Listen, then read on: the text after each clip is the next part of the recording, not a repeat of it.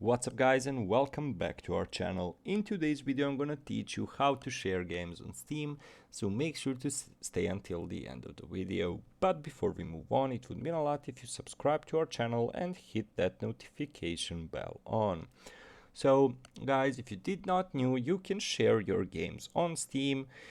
We already done 2 videos on this topic, so make sure to check them out. Basically this video is a fusion of them, so there will probably be some repetitive infos, but nevertheless it's an important topic, and there are also gonna be some differences, so make sure to check out our video entirely and the previous two as well.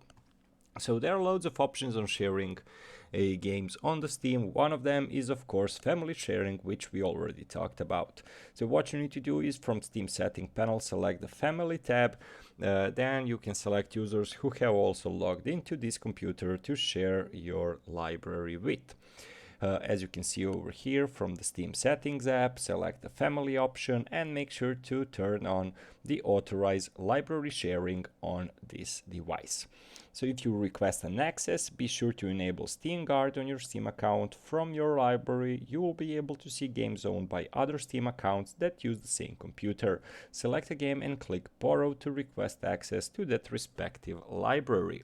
Requesting access will send the game owner an email with a link to allow you to play games in their library.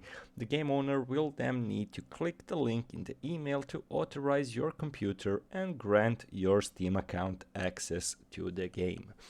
Of course, you can manage devices and accounts, going through the settings, selecting a family tab, and then in the family library sharing section click manage. Here you can deauthorize any computer or account that's been authorized to share your library.